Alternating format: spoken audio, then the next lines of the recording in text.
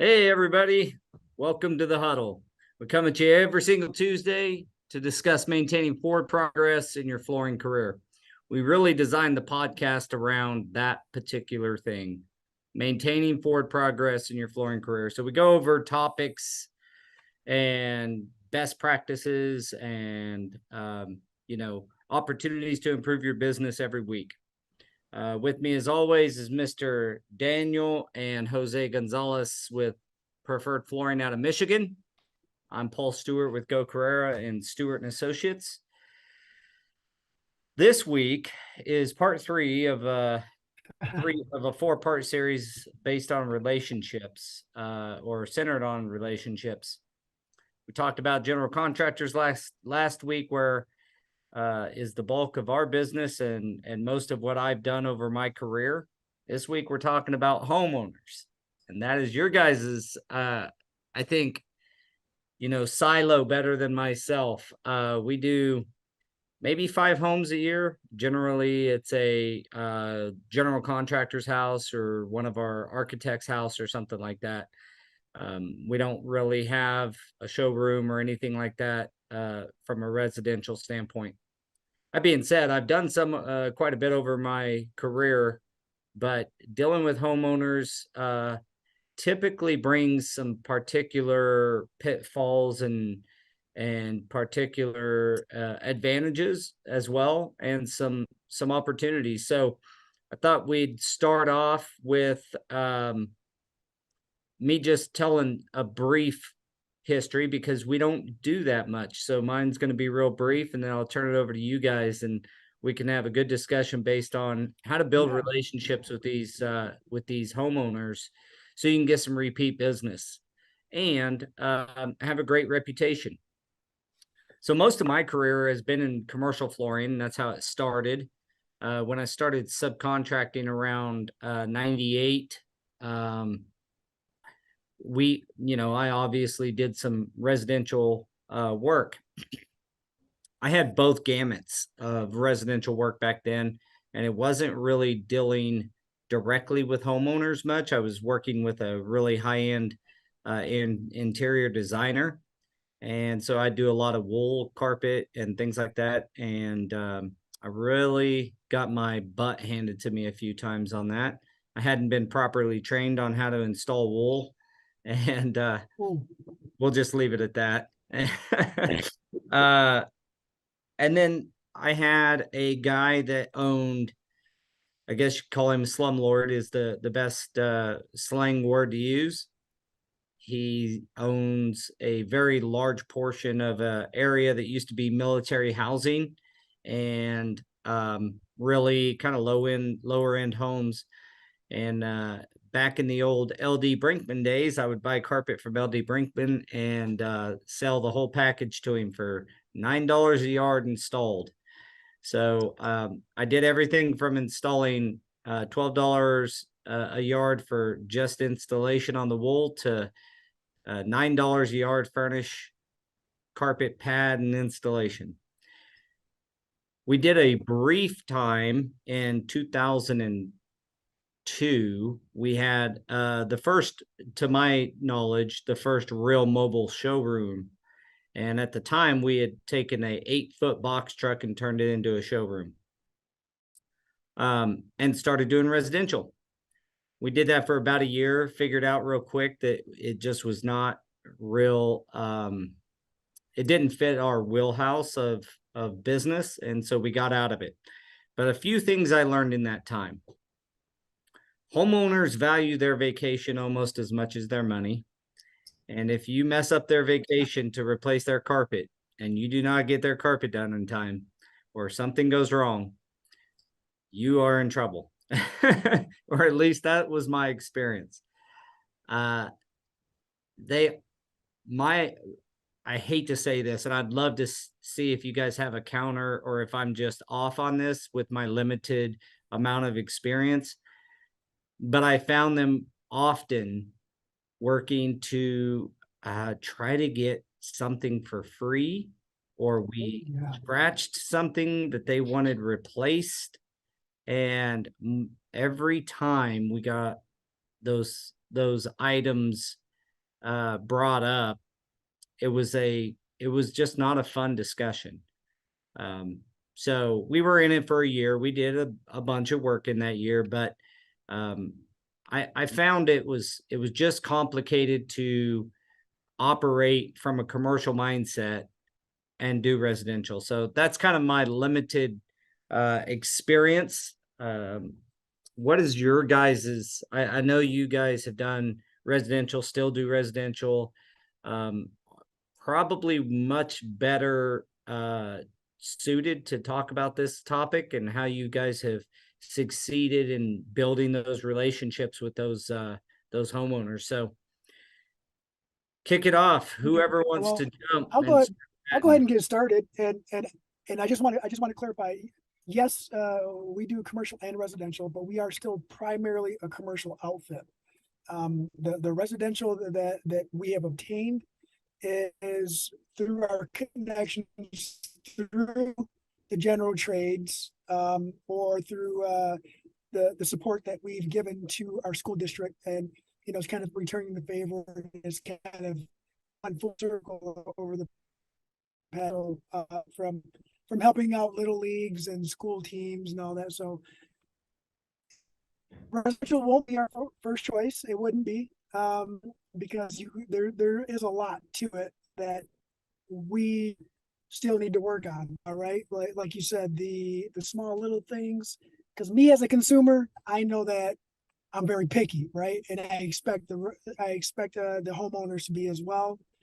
And it's just one of those things where if you grew up in the commercial industry and you step into someone's home, totally different here. You have to prepare yourself for change.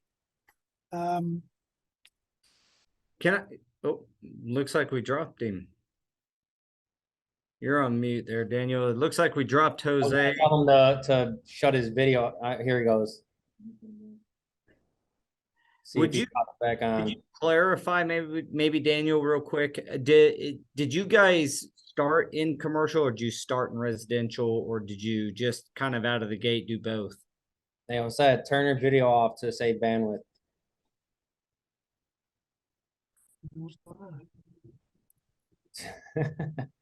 But so we started in commercial, right? So that's where everything started from. And then like you see something, and it's like in the book Traction, they call it shiny things. Hey, residential just falling in my lap. Let me see what happens.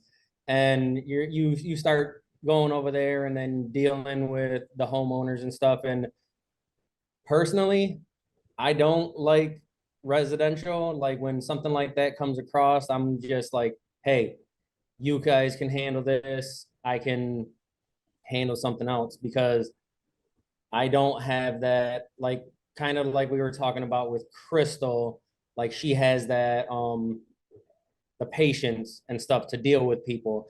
And in the commercial world, we were talking like, I'm more, let me get in there, boom, boom, boom. Things are going to go my way. That's how it's going to be. With homeowners, it's a little more,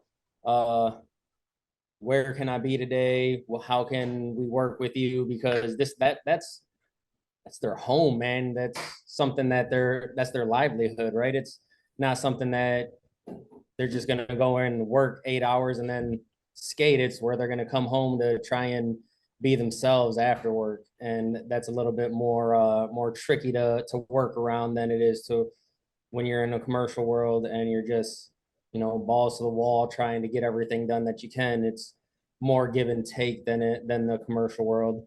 So we started in the commercial. We are doing residential, and it's not something that we advertise. So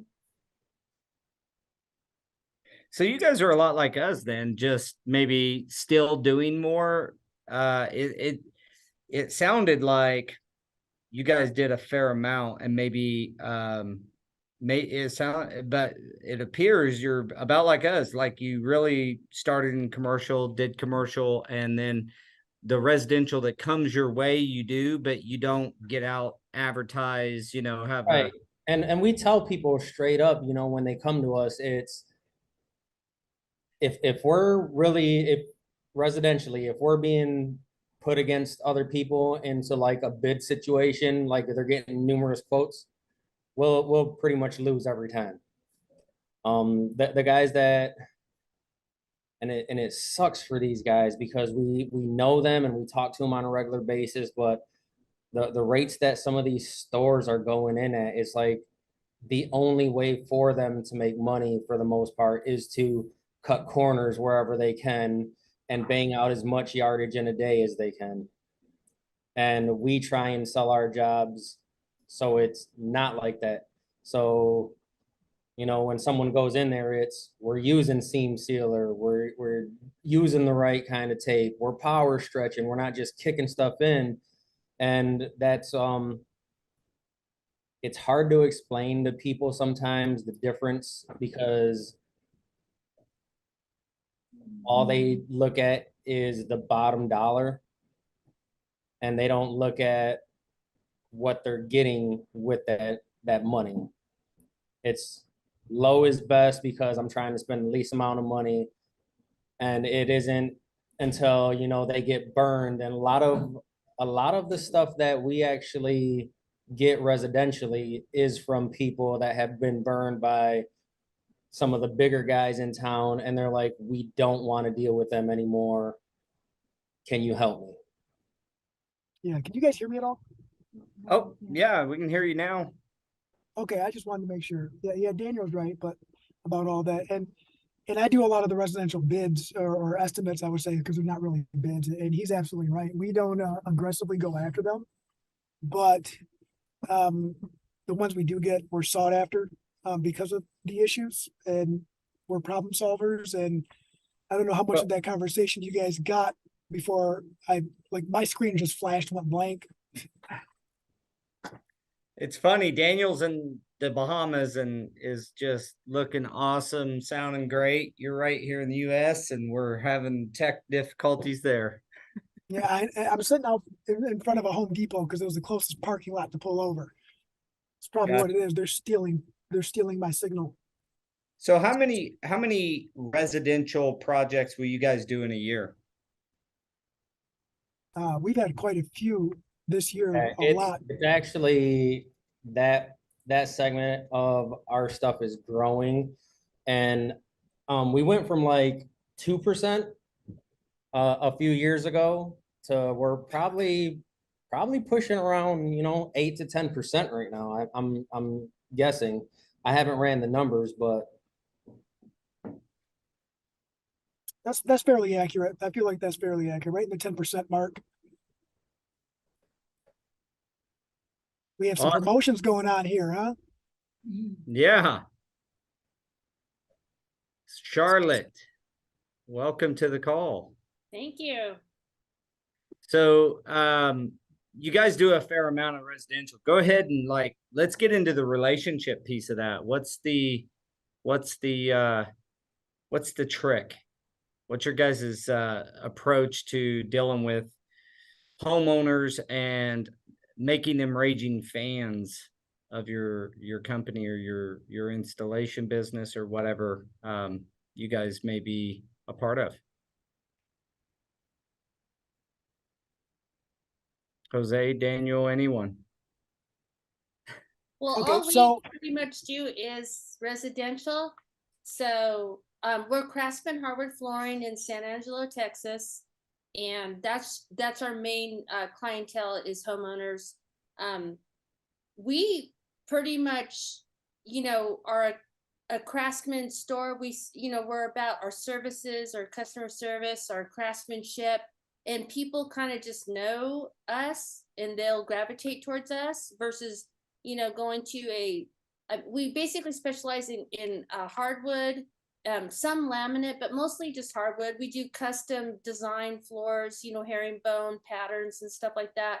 And so, you know, it's basically we're just marketing ourselves as, you know, the people to come to if you need, you know, floor restoration or if you need hardwood flooring. I mean, and they pretty much we just got a reputation around in the area. Yeah, and so you're a niche flooring company, so you kind of stay in that one vertical or somewhere close to it with hardwoods and custom work. Mhm. Is there other competitors in your area that do at least have the same approach as you guys? No, there's no one in the area that just specializes in what we do. I mean, people know that we are the go-to in this area.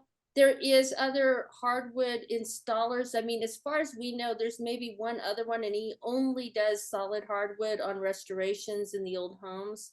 The other companies, we used to work for a lot of the other companies in the area before we opened up our retail end of the store. So they can't call us anymore. So I really have no idea who they're using. But we end up, going back and, like Jose was saying, going back and fixing, other people's problems, So my son Matt Garcia is the owner of the store, and he's just like super meticulous about not making mistakes. We rarely have any job that, has messed up and to go back with. And like I said, we're going back in the area and fixing other people's mistakes. So what kind of challenges and maybe some pitfalls that we can share with the audience on dealing with homeowners in general, and how do you build those relationships? You're unique because you have a bit of advantage being kind of the only one doing that in your area, but you still have to satisfy the client and take care of the client and do the right thing. Mr. So, John does a lot. He does and everything. so how do you do that and maintain that loyalty from the homeowner? Well, first of all, we try, we're geared to, I'm the salesperson in the store. So, they call on the first person that they touch base with here. And so, we talk about, I don't get into like what they want or what, whatever. We talk about their projects, what is their lifestyle, their family, dogs, and, honestly, we want to get them the right product. If we're not the right product, we'll send them to somebody that will be the right product. And so that's how we get their loyalty. In fact, this morning I had a client that actually ended up not using us because of her budget, and we understood that. And she's bringing another client in that does have the budget to come in and look at the floors that we provide here. And so that's the ultimate of loyalty. She wasn't even our customer, but she loved the way that we went out there. Matt had done a custom design for her. When it was all done and said, she just didn't have it in her budget. And sometimes that's just the way it is. But the fact that she's bringing another client back to us speaks huge. So it's basically, we're not trying to, make money off of them. We really want to provide a service. We want to solve their problems. We want to, be able to give them what they want. We want them to come back in 10 years and say, I'm so glad that you talked me into this flooring. Because if I would have went with, per se vinyl plank, it would have been replaced by now, but this floor still looks beautiful 10 years later. And that's exactly what you told us. And we also guarantee, Matt will go back and look. We do the lifetime of the floor guarantee, which means, obviously if there's, flooding or something like that, that's not included. But, if it, for some reason, something pops somewhere, I mean, Matt will just go check it out. It's no big deal. It's like, that's just part of our customer service, is to be there. We answer the phones, we make them feel like whatever their problem is important. So last week when we were talking about general contractors and such, we discussed actually showing them you care. It sounds like that's what you do with the homeowners. You prove you actually care at the end of the day what they end up with, and that their long-term happiness with their floor is utmost important to you. And And Jimmy, we follow up with them too. I've developed a basket that I give them that has cleaning instructions for how to take care of their hardwood floors, what products to use, what products not to use, which is huge. We provide that follow-up service, and they really appreciate it. And we're providing a quality service for them, and that we truly, Matt's the same way as me. I can sell ice to an Eskimo, but only if I believe in the ice. Yeah. What So about Jimmy you, John? from- Welcome to the call. Jimmy Yeah, from thank you. Facebook Oh, said go ahead, that Daniel. it's about customer expectation. Be precise and detailed on what the customer is to expect and what they expect from you. Always under promise and over deliver. It's kind of, where you're getting at with That's everything universal. afterwards, right? Because not a lot of other stores are gonna provide that kind of information or the actual cleaning materials and stuff like that. So that's awesome that you guys do that. Yeah. John, welcome to the call. Yeah, thank you. Honored to be here. And I caught the first part, and I am mainly a residential installer. I kind of go with the slogan of a man in a van, and I sell it all, I install it all. But we were talking about, I get when your business gets to a certain size, it's hard to be competitive in a residential market. And me even being a smaller size, it's at times difficult. But I think the challenges, that I look at that I see in my area might be, different from other areas. What is your area, John? So rural, blue collar, working class, and that's what I have. John, this is your time for a plug, brother. This is your time Where for are a you? plug.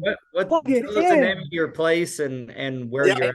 So I got Steier Flooring here in Algona, Iowa. It is, truly we are in the middle of nowhere. I was just down in Wichita, Kansas, and I thought, some of those areas just definitely reminded me on the drive there of Algona, but definitely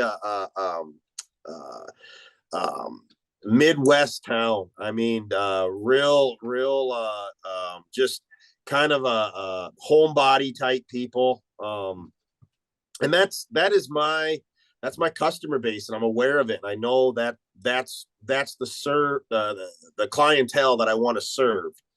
And so, one comment that I wanted to make is because I heard this, while I was actually down in Wichita, and it just comes to, pricing, you get in that residential market, and everybody's on a race to the bottom. And I truly don't believe that's true.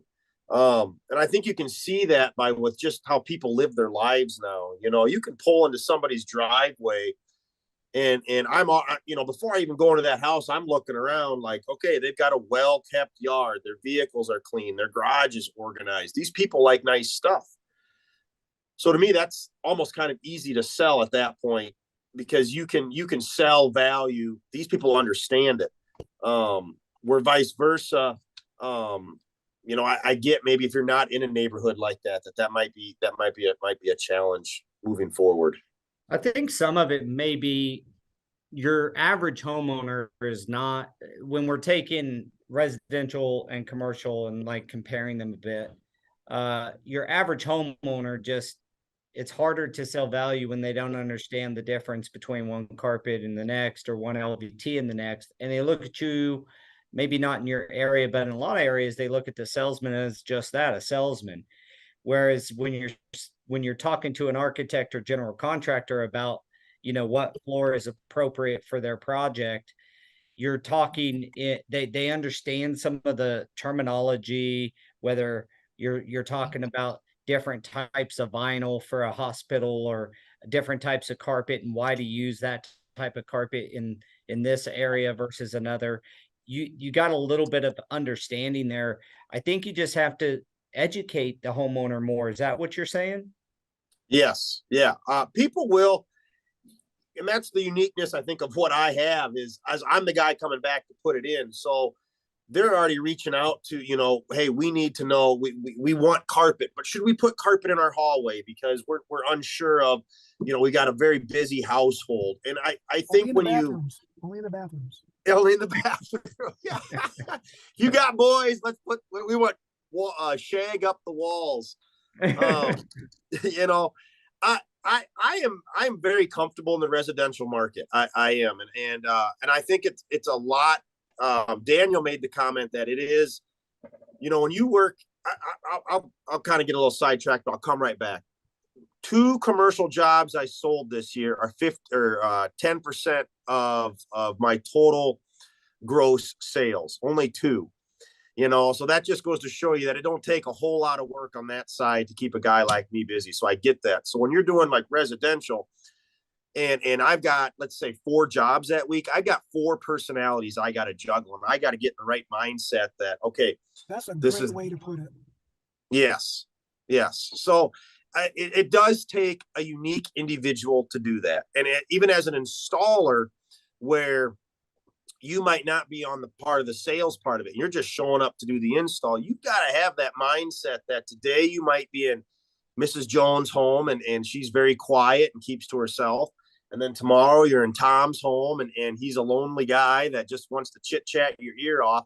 And how do you balance that and continue working and be known as, this is the go-to guy, because you can not only are you a craftsman with your hand and your skills, but you have some, I'm going to use the word like maybe some verbal judo to some degree, where you can, I like it.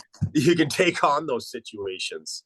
And what's You know, your, and I know John. I know John too. Like on a personal level too. Like John is very good at articulating himself, and he is very versatile in any atmosphere. So that helps him out too. And maybe that's one of those things where it definitely helps to be able to articulate yourself and be like what Bruce Lee, be like water, my friend. Yeah.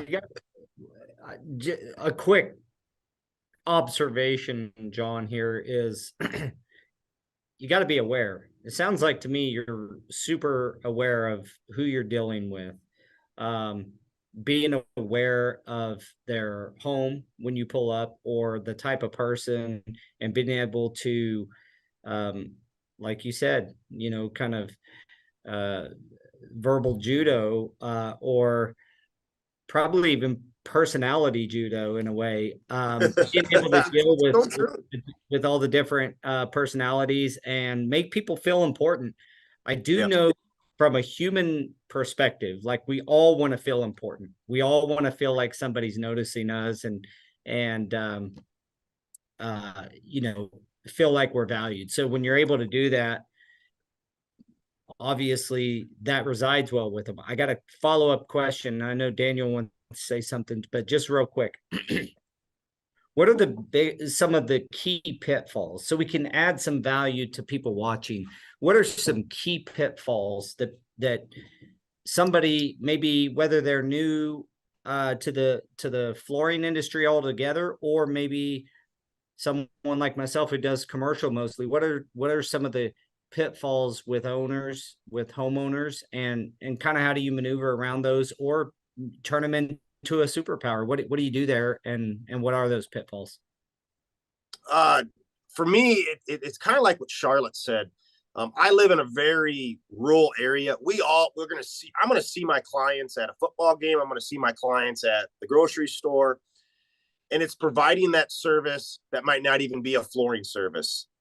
I might be at their house and their air conditioner and this is a true story. Their air conditioner ain't working and they can't, who do I call to fix my air conditioner? And it might just be, we're all contractors. We all got each other's phone numbers. I'm going to call it. I'm going to sound like I'm real important. Oh yeah, this is John Steier, Steier Flooring over at Mrs. Jones. Her air conditioner ain't working. One of you guys get down there? And so I might not win that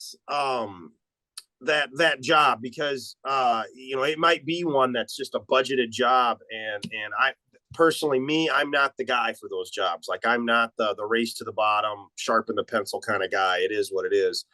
But I think one thing, going back to, it is learning communication and soft skills, and I think that is such a tough thing. I think people either just have the ability to learn it or to conquer it, or they just don't have it.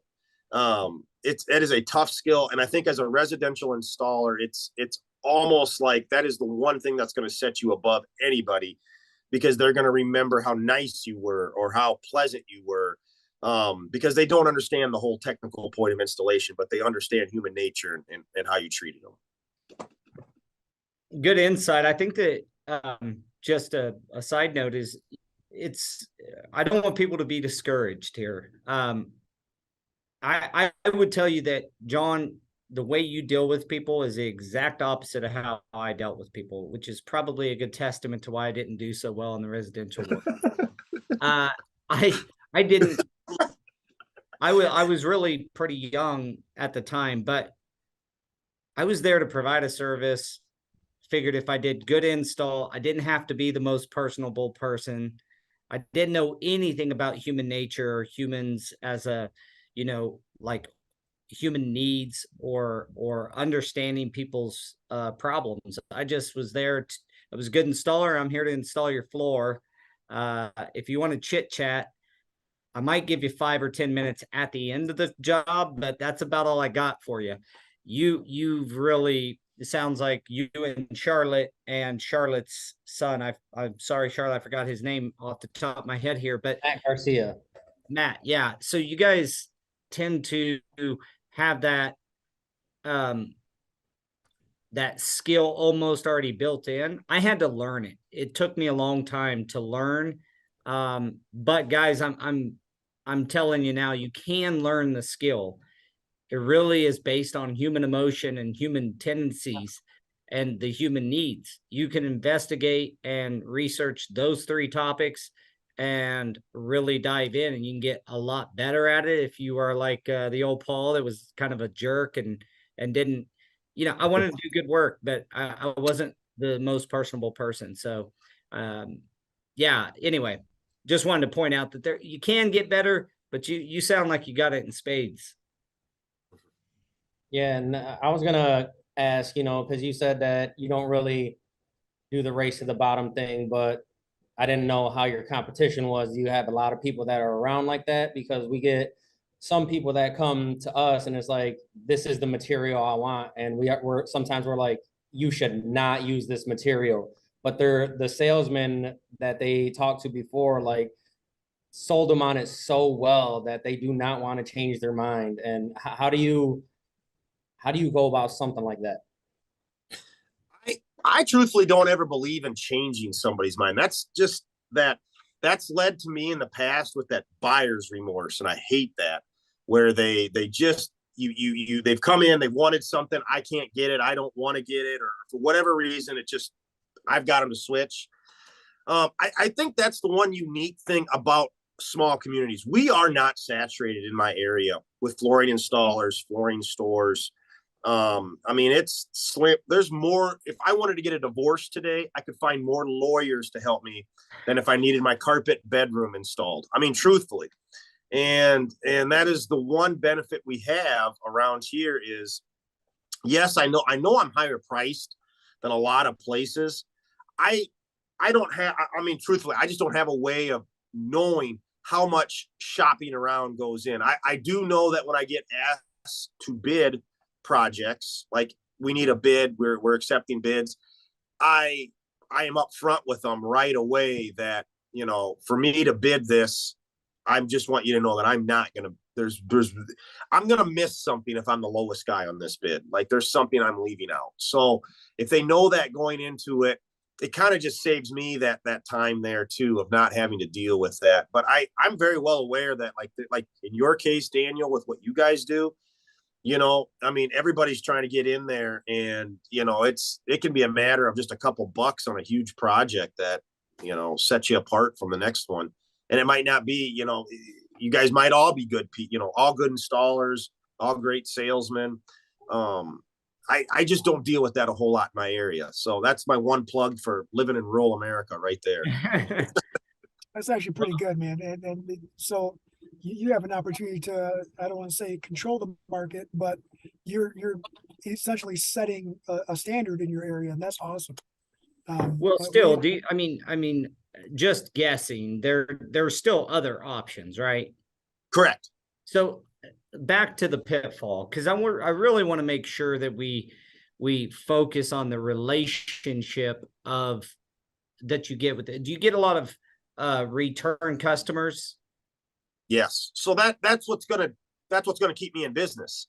So how did what are the things that were tough to deal with a homeowner, but you were able to overcome them and maybe even turn them into a positive? Like what for somebody just watching, like, they're going to go into their first homeowner's appointment. The homeowner wants whatever it is. You can make the story up, but they're going in and going to show some flooring, or someone comes into the showroom. It's their first experience. What should they expect from homeowners that you found unique to kind of your business? And then how do you overcome that?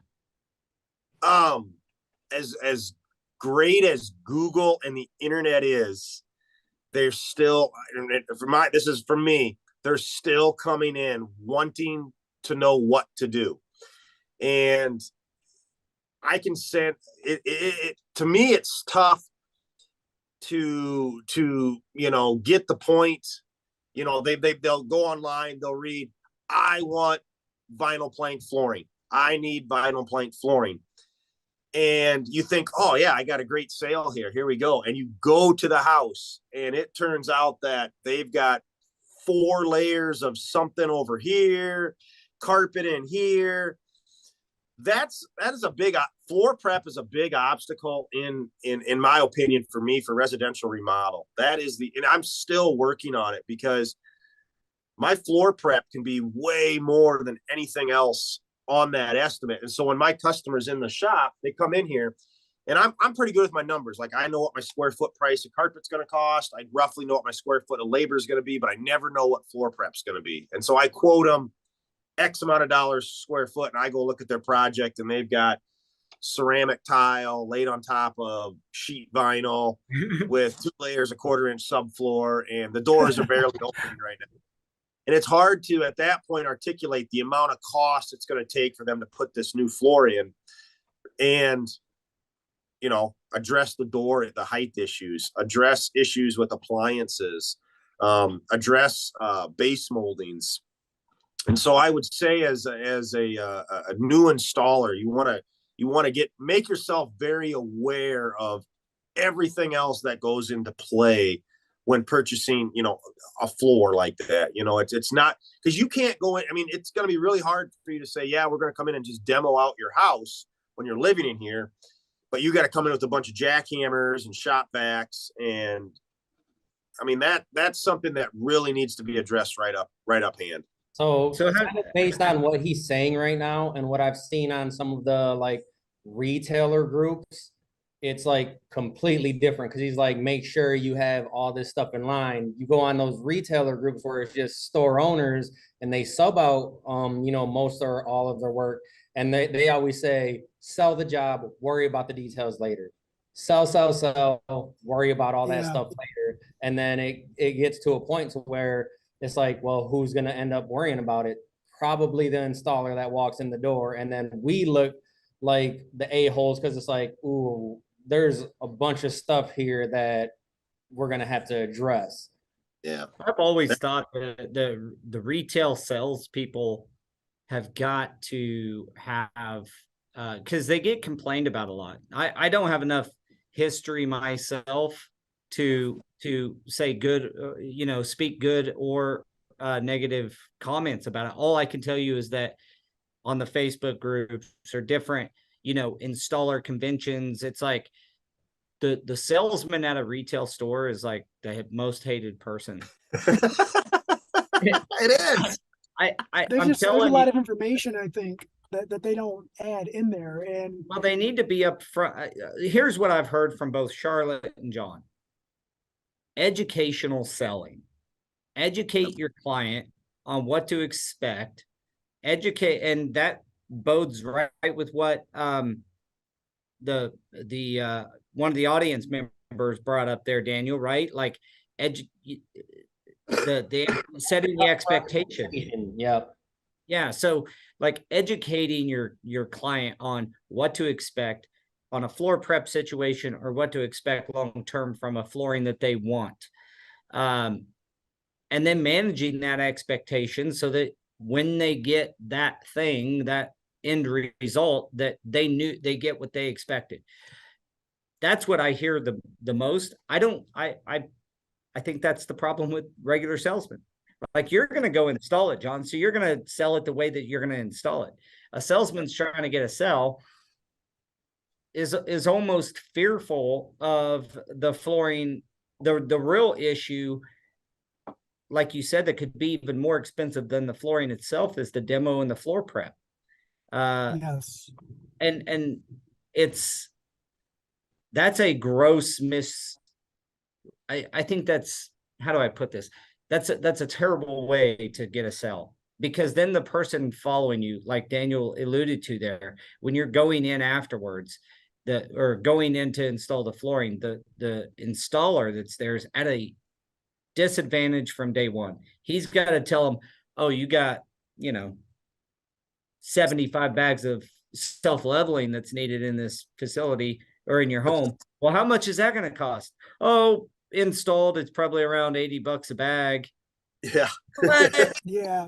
Like, I mean, the We've salesman, run into situations like that too. And because we were the installation outfit who did the sale, it was a little bit easier to explain, right? But like if I'll put an example, we had a gentleman doing some carpet on another one of our installs on a residential job, and he came back and said, "Hey, there's some issues with this floor, and dude, like they did chicken wire and they packed concrete in there over a wood substrate, and and it was like, all right, dude, I know that you're not going to deal with that. I'll just come in, I'll deal with it, and you got to let the client know, and it's hard to prep anybody for that, but like you said, if you're not prepping, if the salesperson isn't prepping for circumstances that could happen as a variable, the installer is looking bad, because now the installer's looking like their hand is out wanting more money.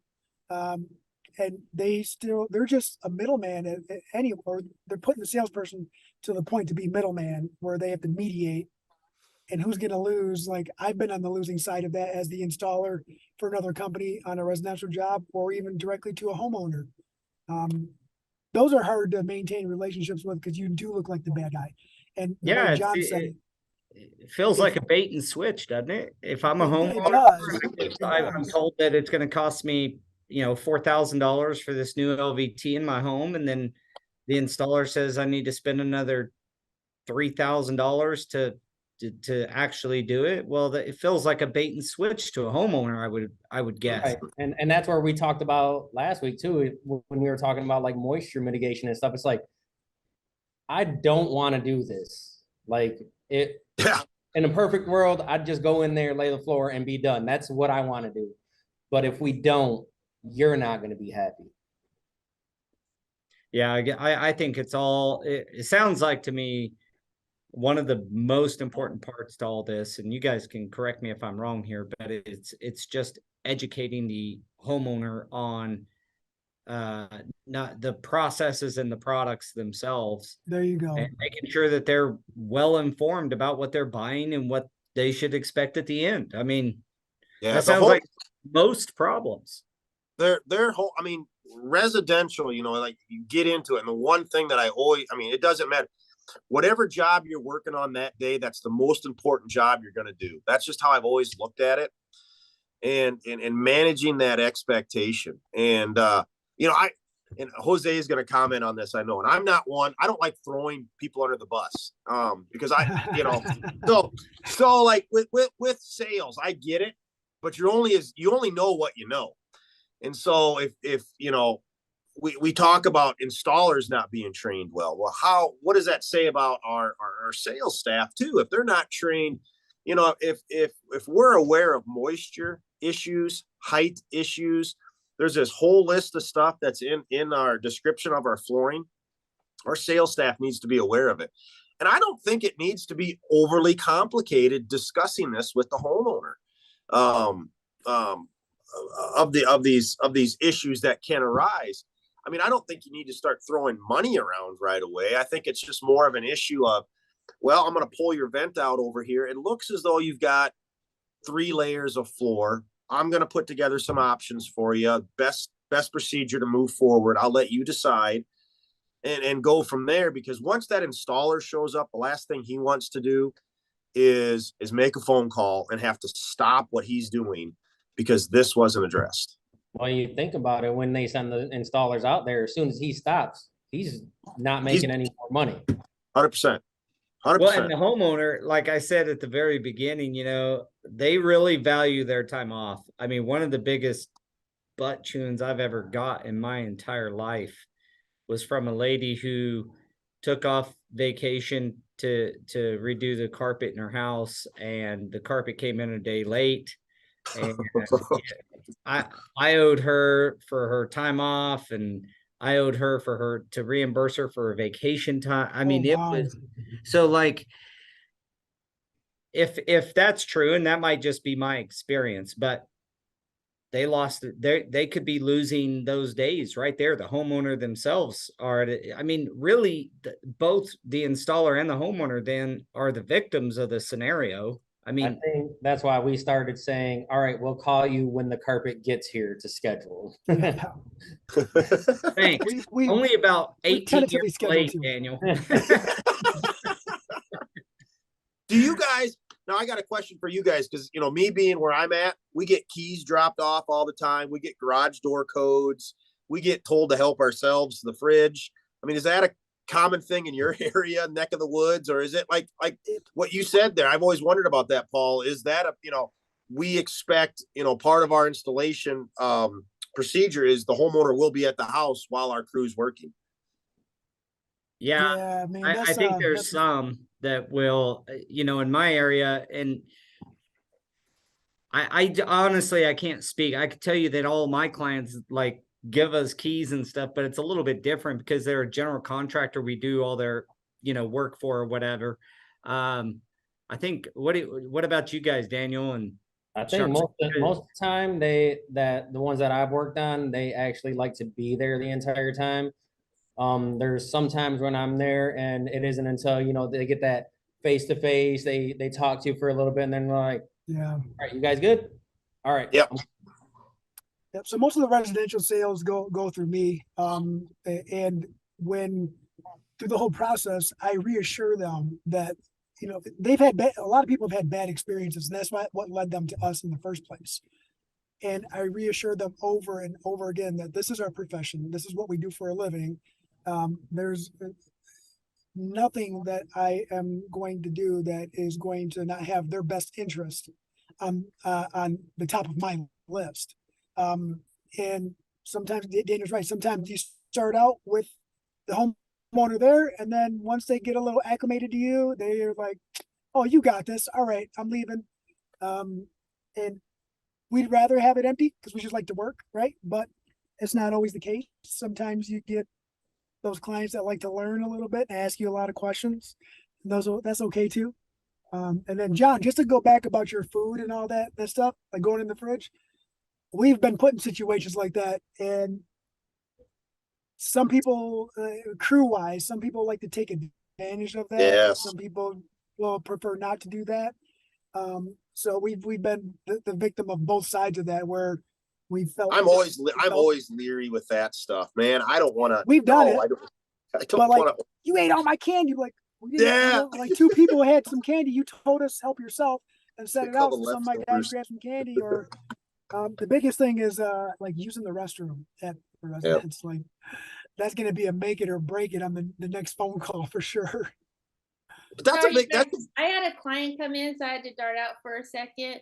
But most of our clients, I mean, we get keys and they're not there. And sometimes they're there because they have to be there and they just stay in another room. I don't know if it's our area and just the high trust factor, but we also focus in on leaving our areas clean and no handprints on the walls and just making sure. We had one of our guys that chews, and it's like whatever, but don't leave your spittoon cup on the job. And he did that like one time, and that was a little annoying, but we try to make them very conscientious of being very respectful. Say, hey, this is like your home. I mean, what would you want somebody in your home doing? Right. But If you had someone pretty working in good. there. Yeah. Daniel looks like he's got somebody churning butter in the background. I know. I think that's Jose. You made a great point there about the restroom, and so I'm going to back up. But you guys remember when COVID hit? That was a big deal for us. Like we went into people's homes. We cleaned their bathrooms just so it would smell clean, because the whole germ thing. That's kind of become like a practice. That's kind of become a practice for us now. It's just we've always got those little bleach wipes. I don't care. I'll put a rubber glove on, clean up everybody's, mess, even if it's your kids. I don't care. I think that's one thing. I tell you what, you want to make somebody's day, have them come home to a clean bathroom, and they know you did it. But we always do ask if, we can use a hall bath or a basement bathroom, because we're at your house working. We don't want to leave to go to the gas station, and we're going to be there 8 hours. You got to, expect us to, we're going to use the bathroom. Yeah, I'd say commercially, the bathroom thing actually resides pretty well.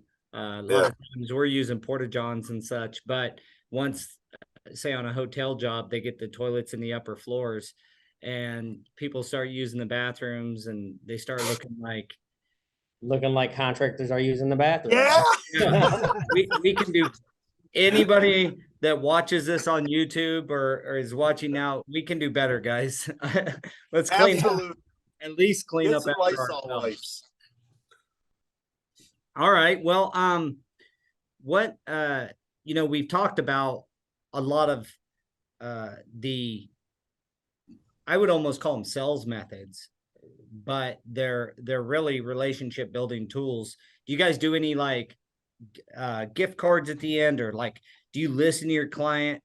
Our business developer, for our company, she's really good in the commercial world, listening to our client, and all of a sudden she'll home make chili and take it to our contractor's office, or they love chili. She's done that several times. If they like a certain type of movie, she'll just go buy the movie tickets. And these are multi-million dollar companies that we do business with, but it builds a relationship like crazy. Do you guys do any of those things, like someone loves dogs and you just out of the blue send them a Chewy pack with a whatever? Is any of that a part of your relationship building methods, or is that too cheap? I'm gonna be honest. Or Honest with you. I don't think about some of that stuff, to be honest with you, and shame on me, I guess, if that is a common thing to do. We try to do nice things when we can, but I think we talked about it too at a previous conversation about making the uncomfortable, or making the GC uncomfortable, or a homeowner uncomfortable.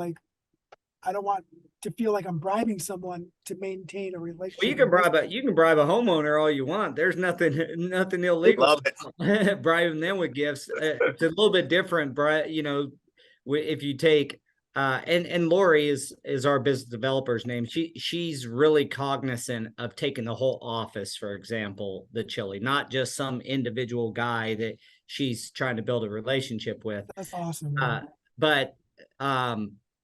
Yeah, you can do that with homeowners all you want and not break any rules. I was just in our trade, when a lot of times we're working with builders and their homes are being built, and I've dealt with people for a year and a half. They walk in there, I'm all, hey Katrina, how are you doing? And you build that relationship. And there was another one, she liked wine. I actually moved here from California, from wine country. And I told you we give them a gift basket, but it's a basket. Sometimes there's coffee cups in there or something that's just for them. And I got her one of my favorite bottles of wine and put it in there. So it is super cool when you can meet them. You get them a personalized gift. There was another one that she came in and she had lost her husband and she's moving here. And I put in a little plaque just to encourage her. And I'm super good at customer service, just to be able to do that. Most of the time it's just a nice basket with something in there. But sometimes, especially if I've developed a relationship for over a year with a client and helping them to, design their home and pick out flooring, definitely, I find something cool in there. I like, hey, I push it up to upper management, can I go ahead and just do a little extra for this person? And they're putting reviews on our site. Yeah, absolutely. Well, that's awesome. Those types of things. One of the things we did commercially is we have a client that owns a lot of different restaurants, and they're not franchises. He builds his own brand up, and he'll have 3 or 4 of them. And one of them, we put their logo in their walk-off carpet in their main entrance for him, and it was a big deal to them. They didn't think about it Lori had thought about it, suggested it. I was like, if you don't think they'll mind, let's do it. That would be cool. And, you know, now they walk in and it's a nice vestibule walk-off carpet like normal, except it's got their logo water jetted into it. So just a little, that was an expensive deal, but we'd done a lot of business with them. But like you just said, Charlotte, it doesn't have to be huge, grandiose, just showing that you're listening and notice that they like something. It seems to go a long way. Especially in a town like ours. I mean, there was another client that we've been working with, and just she's been struggling trying to find the right product. She goes to the YMCA gym where I go to, you know, like, hey, I know her kids. And, you know, I know their names.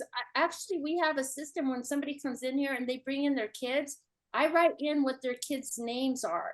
And then when they come back, I'm like, you know, how's little Joey doing, you know, or whatever, or just talk, because, you know, I've got kids. And so, you know, you dress the kids, you dress the mom, you dress the dad, and you just, you know, they're not just a customer, they're a person that's walking in here that needs something, and you want to make sure they're spending a lot of money, and you want to make sure, you know, that you have that kind of relationship. And Jose, it's not bribing, it's just being attentive to the customer, and it's honest. Like, I honestly just really care about my customers. And like I said, you know, some come in and they've got different circumstances going on in their life, and for some reason I become counselor sometimes, and you know, but I listen. You know, it's like you sit there, you just pay attention to their struggles and go. And I personally just renovated my home and had to have my floors redone by our company, and so I've really got another. I understand what they're going through. It's not fun, you know, you're displaced and all that. We are super disruptive. I'm surprised anybody ever replaces their floors. I mean, you got to get, you know what I mean? Like, you got to get all the way out of your home. It's expensive, right? You can repaint by moving stuff center, throw some plastic over it, and throw up some paint. Even and a high quality painter won't get a thing on nothing, and it's like move back, and you got to move out. You got to move out to do our stuff, and then you know, it's expensive on top of that. Paint a room for $200 or do the floor for, you know, $1,200. So I'm always amazed. Like, it's a big commitment, I think, for people when they go to replace their flooring. Yeah, it really is. And, you know, I lived in one room, and then when they finally got to that room, minus our guys did it. I had one guy 1 day a week. A floor that should have took 3 weeks took me 5 months. And I was literally moving while they were doing the sanding. I was waiting for the last minute to move out. So when our clients come in here and they start talking about that, it's just a matter of relating my own experiences. I've also had a family, and we lived in one room with a hot plate while they were doing, and obviously we're from multiple generations of floor covering, so we were doing it. But I know what it feels like, and I think just to relate to them and really let them know that you understand where they're at, and we're trying to do our best to get you in there and get the job done for you. So basically, she's saying, Daniels, that you owe a lot of gift baskets. I do. I'm like going through gift baskets right now. I was like, I'm out of supplies. I got to go back to Hobby Lobby. That's cool. I don't deal with the residential, remember? Hey, yeah, but you take care of all the back end stuff like that.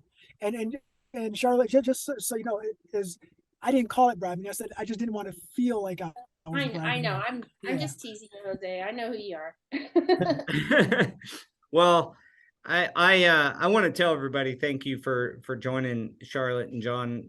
I appreciate you guys jumping on and giving your experience and freely sharing your I wouldn't call them tactics, but you know, the way that you go about building relationships. I mean, anybody on the call, you should have got some nuggets here.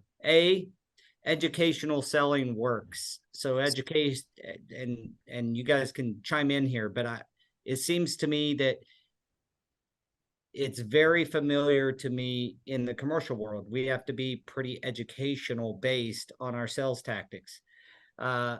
Maybe even more so on your guys' residential stuff.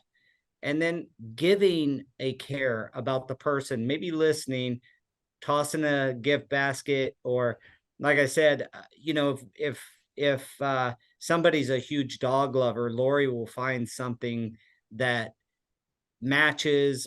She knows what kind of dog they have. So actually listening and understanding their need and what they enjoy. And you can bring a little, you know, along with the new floor, you can bring a little bit more light to their day by just giving them a nice little gift.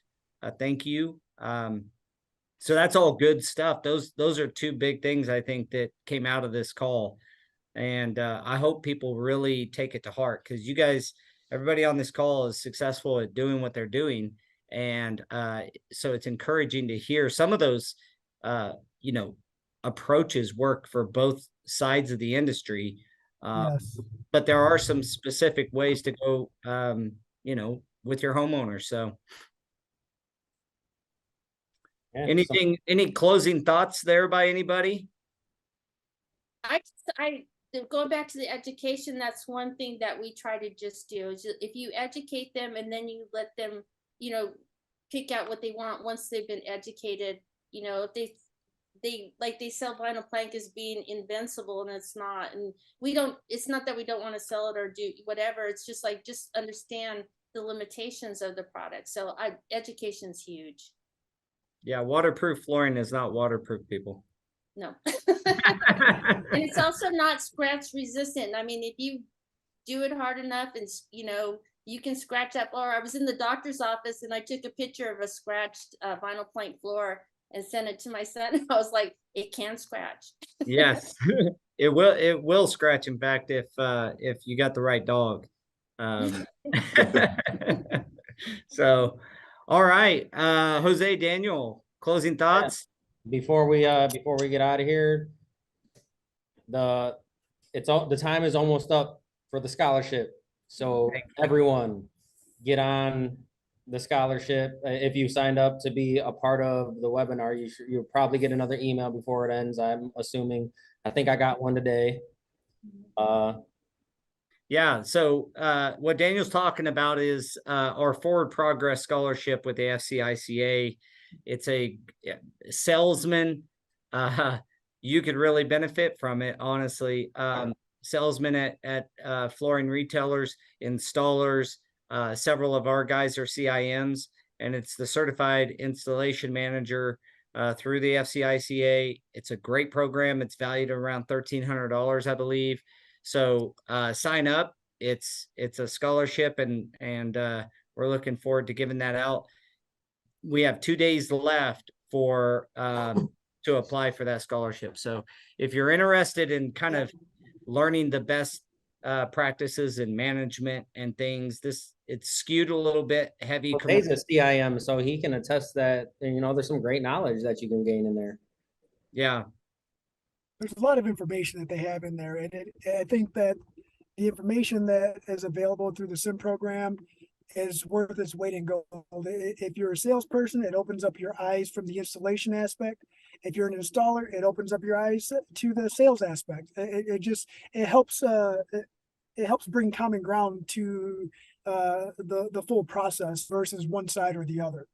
Yeah, I agree. I think that that program, anybody from any part, whether you're a salesman, installer, owner, project manager at a commercial firm, can benefit from it. It's got such a wide variety of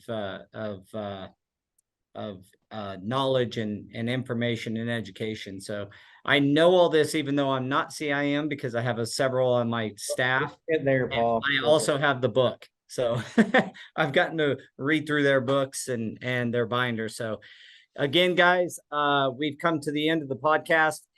I say this every week, but man, an hour flies. It was a pleasure. This was fun chatting with everybody and talking through everything. Thank you guys. I do have one closing statement. It was huge, man. One thing to close out with is good luck, Ma. Kick butt down there, okay? Oh yeah, she's here. We're in the Bahamas right now because she has a gymnastics competition. All right. Go. Good luck. Good job. All right, guys.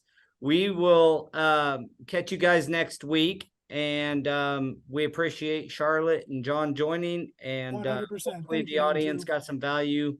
And we'll talk to you guys later. See ya. All right, All right, bye-bye. see you guys. Bye.